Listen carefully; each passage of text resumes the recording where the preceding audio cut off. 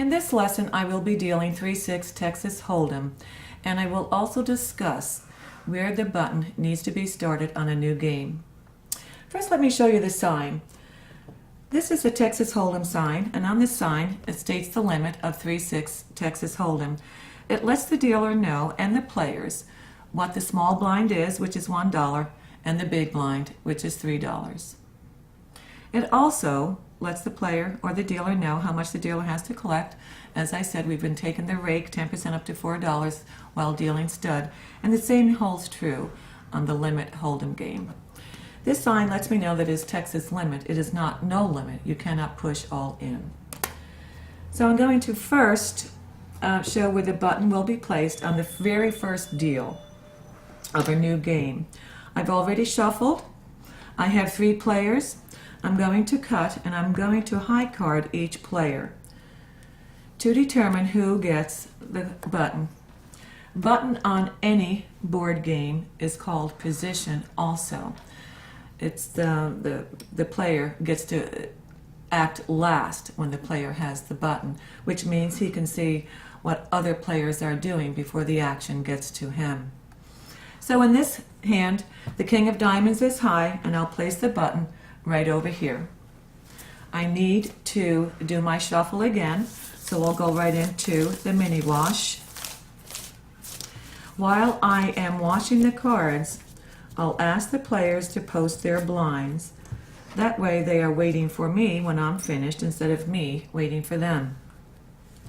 Blinds, please. If I had real players, they would be posting.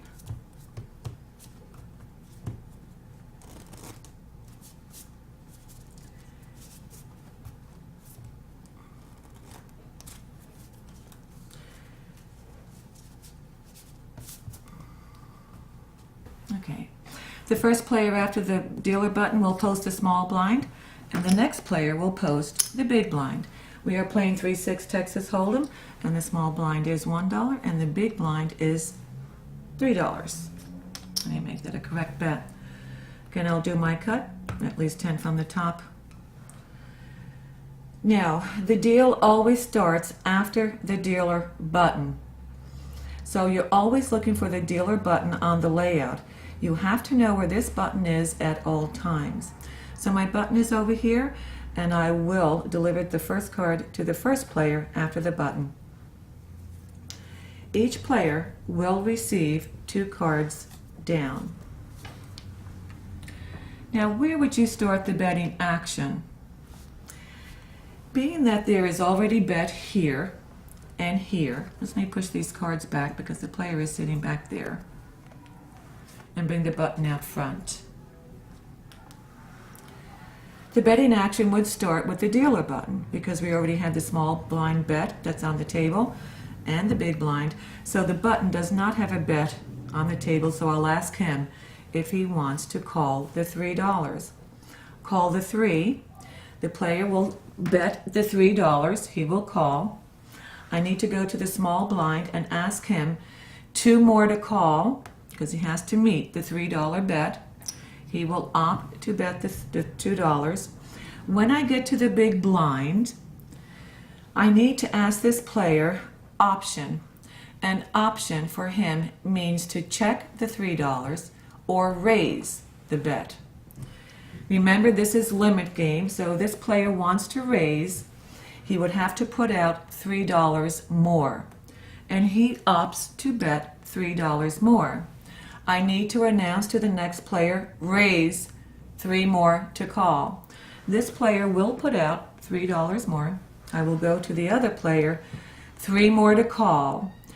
The player does not have any more than 2 white dollar checks, so he will put out a nickel and take back 2 to make it a complete bet of $6.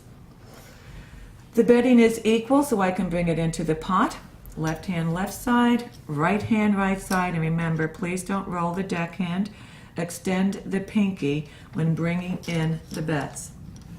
Now I've created my pot, and how much is it in my pot?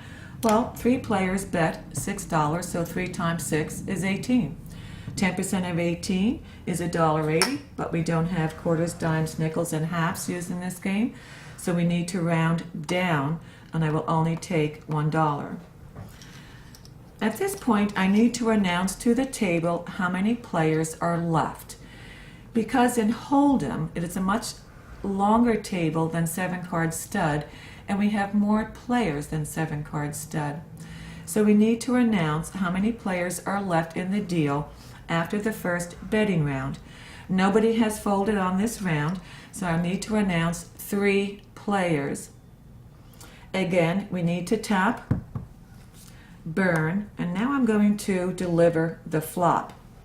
The flop is delivered close to you, and we need to count 3 cards. 1, 2, 3, but we don't do this out loud. I'm just doing it for demonstrational purposes because the flop consists of 3 cards. How I try to explain to my students to pick up this is to press the middle finger down on the cards. It'll be much easier to pick up, to place in front of the players. Okay? With the hand, the arm extended, the thumb will guide the cards on the board one at a time. Okay? So now I have my flop. I have my rake. Where do I start my action? Again, I know where the dealer button is because I need to know where this is at all times. I am in charge of this button. I need to start with the first player after the dealer button, and it's this player right here. The bet on this street is $3. The first 2 rounds, before the flop and on the flop, is the lower betting amount, and on the turn and on the river is the bigger bet. Right now it's a $3 bet, so I'll start to my left. Check or bet. On this round, I can ask the player to check or bet. Remember, check means he doesn't have to bet on this round, and bet, if he opts to bet, he will put out the $3. The player opts to bet $3 on this round. I'll ask the next player, 3 to call. The player does not have white, so we can put out a red bird. I will change it up. The next player opts to bet $3. All bets are correct. I can bring them into the pot. Left hand, left side, right hand, right side. I need to give this player change. I will take 2 from the pot, give it to the player, and take his red and put it in the pot. I have to know exactly how much is in my pot, and at this time, every player bet $3, and I have 3 players. So 3 times 3 is 9. And on the first round, it was 9. How much was it? 18. Oh, 18. So, excuse me, I just lost count with this instruction. So on the first round, it was 18, and on this round, it's 9. So now the pot has a total of $27. So I need to take another $1 for the rake. I'll try to remember 27 this round. Okay, this betting round is over. Tap. I need to burn. And this card is called the turn. It's the 4th card on the board. Remember the first 3 of the flop? The fourth card is the turn. This turn card starts the betting at $6. So again, I look for my button and I start the action after the button. And it happens to be this player right here, sir, check or bet. The player opts to bet, and it is now $6. 6 to call, I'm asking the next player. 6 to call, I'm asking the next player, and he opts to bet 6. But he doesn't have any whites, and he wants to put out 2 reds. Left hand, left side, right hand, right side. I need to give this player $4 change, so I can take $4 right out of the pot, hand off the change. Please don't take his money in first. Let me just do that again. Please don't take his money in first and then give the change. Because you may forget, just like I did a few minutes ago, what was in the pot, how much he had bet. So let's do that again. Please give him his change first, which would be $4, and then take his money and bring it in the pot. That way you can't make a mistake. And bring in this player's money with the right hand with the pinky and the deck flat. Okay, so now everybody bets $6. And I have 3 players, so 3 times 6 is 18. 18 and 27 brings me over $40. So all I have to do is take 2 more for the house. The betting round is over. Tap, burn. And this is the river card. Okay. I will drop my deck again, square it and protect it by putting the cover card on top. I am going to look for my button, which is over here, and start my action after the button.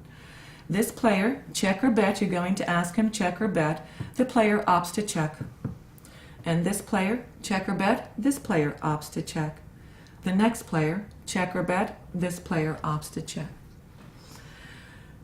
At this time, I'm going to call for showdown. Every player must show both cards face up. The player does not have the option to just show the winning card.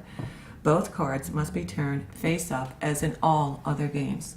I'm going to reach over and just expose their hands. Remember, the dealer is not allowed to do this. Okay, but for demonstrational purposes, I've done it so I can read the hands. Okay, again, you can start anywhere. All right, and what I'm looking for on the board, if I was the dealer dealing this hand, and I am looking for a straight, because remember, Hold'em is a variation of 7 card stud, and it's the 5 best cards anywhere. So if I were to bring these players' cards up here, the player has now 7 cards. Am I correct? 1, 2, 3, 4, 5, 6, 7. What is his best hand? Okay, well, he doesn't have a flush because he only has 1 diamond in his hand with 3 on the board. So let's continue to look for the next best hand. The next best hand is a straight. 9, 10, Jack, Queen, King. So this player has a king high straight. If you notice, I've pushed up the cards on the board, and the dealer must do this to show the players the winning hand at that time by pushing up the cards on the board. So I pushed up the 9. I'm using the player's 10 in his hand. I pushed up the Jack, the Queen, and the King. And that shows everyone at the table that this is a king high straight.